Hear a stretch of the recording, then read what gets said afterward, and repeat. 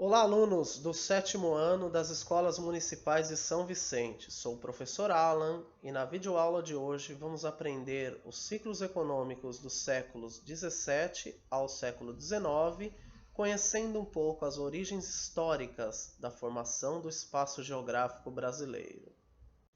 Entre os séculos 16 e 17, a cana-de-açúcar foi cultivada no Nordeste. Alguns fatores naturais contribuíram para essa atividade econômica. Entre esses fatores, podemos destacar o clima tropical litorâneo da região da Zona da Mata, o solo fértil, o massapé, um solo bem escuro encontrado no litoral nordestino, e as áreas litorâneas, pela proximidade com o mar, favoreceu o transporte marítimo para levar os produtos, o açúcar até a Europa. Mas, no final do século XVII, a produção de açúcar do Nordeste entrou em crise. Portugal não conseguiu concorrer com os baixos preços das Antilhas, ilhas do Caribe, na América Central. Os preços das Antilhas conquistaram o mercado europeu. Com a decadência política e econômica, o Nordeste tornou-se um espaço de perdas populacionais, pois as pessoas passaram a migrar para outras áreas. Ainda no século XVII, ao mesmo tempo que a economia da cana-de-açúcar se desenvolvia, a pecuária avançava para o interior, explorando assim novas terras, e encontrando as chamadas drogas do sertão. Esse nome é atribuído para os produtos encontrados na região da floresta amazônica, como o guaraná, o urucum, o cravo, a canela, a salsa, a castanha, o cacau, entre outros. Ocorriam nas terras que hoje conhecemos como a região norte, provocando a expansão do território português para as terras que pertenciam à Espanha. Mas quem foram os bandeirantes? Os bandeirantes foram grupos que partiram de São Paulo em direção ao interior do território, com o objetivo de capturar os índios para o trabalho escravo nas lavouras de cana-de-açúcar do litoral. Eles foram responsáveis pela expansão do território delimitado pelo Tratado de Tordesilhas, ampliando assim as áreas de Portugal. A descoberta de minas de ouro e de diamante atraiu milhares de pessoas para a região mineradora e provocou uma grande transformação e organização territorial do Brasil colônia. Entre essas transformações, podemos destacar a transferência da capital de Salvador para o Rio de Janeiro em 1763, com o objetivo de fiscalizar as minas, evitando o contrabando e o desvio do ouro, e possibilitando a cobrança mais eficiente de impostos. A mineração provocou uma ocupação mais intensa no interior do território, ampliando as terras portuguesas e criando novas cidades, como Vila Rica, atual Ouro Preto, Mariana, em Minas Gerais, e Cuiabá, capital do Mato Grosso. Outro momento importante durante o ciclo do ouro em Minas Gerais foi a luta pela Inconfidência Mineira, em 1792. Liderada por Tiradentes, foi o primeiro movimento pela independência do Brasil. Durante praticamente todo o século XVIII, a mineração constituiu a principal atividade econômica da colônia, fazendo com que o Sudeste assumisse o controle da economia colonial brasileira. A ocupação da região sul. Por volta do século XVII, os jesuítas se instalaram no atual território do Paraná e em áreas dos chamados povos das Sete Missões, a oeste do Rio Grande do Sul. Eles tinham como objetivo catequizar os índios que habitavam a região. As aldeias onde conviviam os índios e os jesuítas praticavam uma agricultura e a pecuária bovina, além do artesanato. Todos os trabalhos eram feitos de forma colaborativa e os resultados pertenciam à comunidade. Esse mapa representa as principais atividades econômicas no século XVII. No século XVIII, os bandeirantes encontraram ouro no centro-oeste, formando vários povos, como a cidade de Cuiabá, no Mato Grosso, e Goiás Velho, antiga capital de Goiás. No final do século XVIII, o declínio da mineração no centro-oeste, onde a principal atividade econômica passou a ser a pecuária bovina. O Tratado de Madrid. A expansão da pecuária pelo território e a exploração do ouro e do diamante foram as principais atividades que favoreceram os domínios das terras a oeste. Já no século XVIII, no ano de 1750, os reis de Portugal e Espanha assinaram um novo tratado, anulando o Tratado de Tordesilhas, o chamado Tratado de Madrid. Ampliou as terras da coroa portuguesa, pois esse tratado levou em conta o princípio de posse de terras, de modo que as terras ocupadas por Portugal passou a lhe pertencer, desenhando o território brasileiro quase igual ao que conhecemos hoje. Também com esse tratado, o território da atual região sul passou das mãos dos espanhóis para o domínio dos portugueses. Os espanhóis cederam a terra dos povos das 7 missões aos portugueses. Em troca, os portugueses cederam a colônia de Sacramento, onde é o atual país Uruguai. Nesses mapas, podemos comparar os dois tratados: o território português segundo o Tratado de Tordesilhas e o território português segundo o Tratado de Madrid. Após 1750, Portugal ampliou suas áreas pelo Tratado de Madrid. Esse mapa mostra as principais atividades econômicas no século XVIII. Aproximadamente 4 milhões de africanos foram trazidos para trabalhar como escravos entre os séculos XVI e XIX.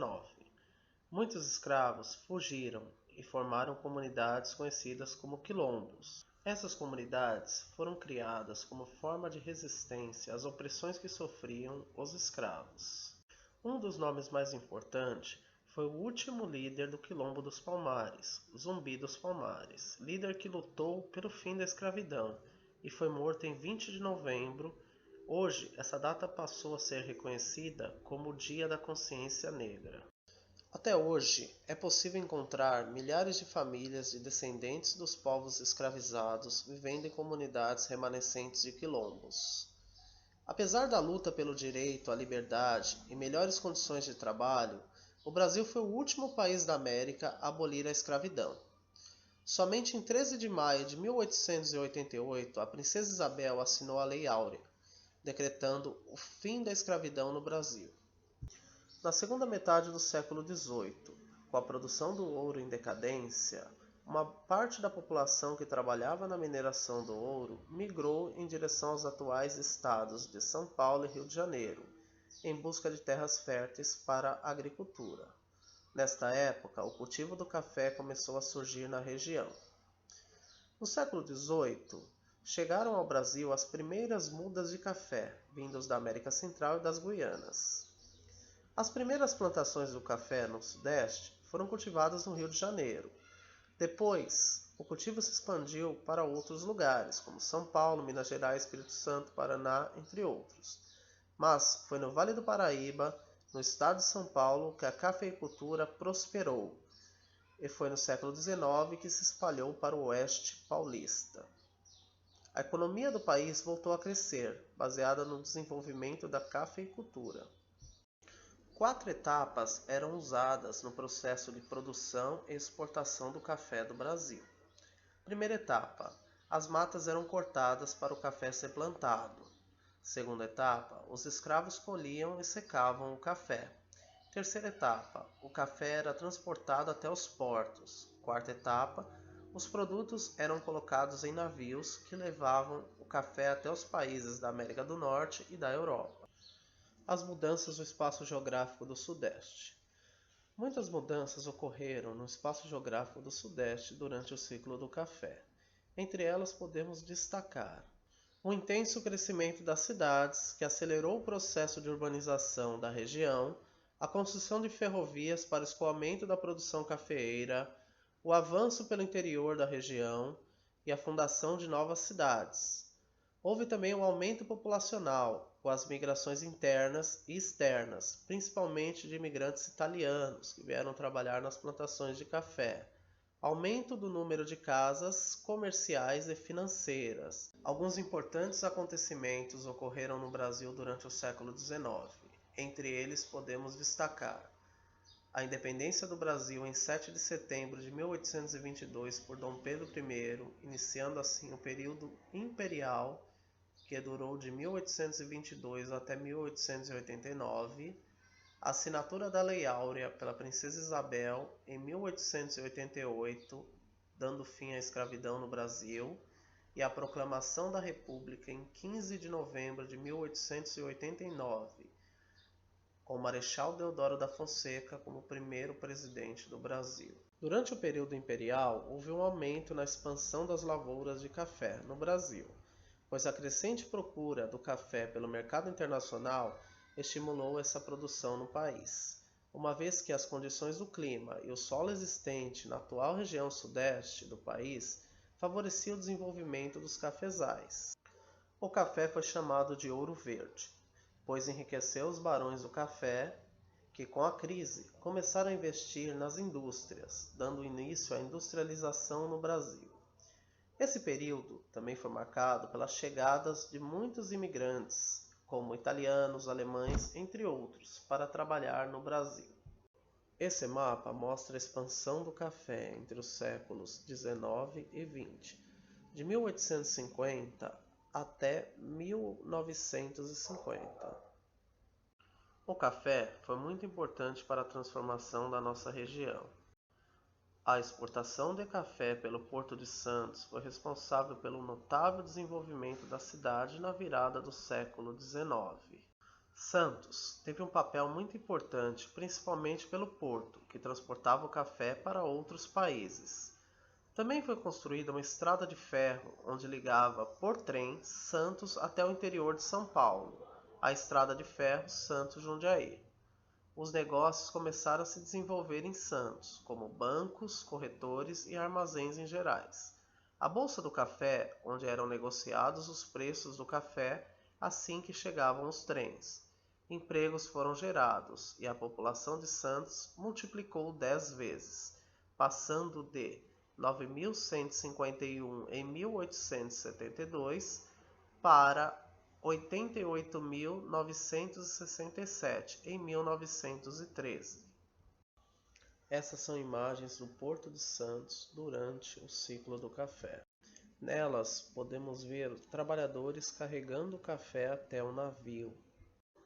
Nessa imagem podemos ver o trem que liga Santos a Jundiaí. Esse trem transportava o café até o Porto de Santos. Esta é uma imagem do mapa da estrada de ferro Santos-Jundiaí. Ela mostra o percurso do trem de Santos até Jundiaí.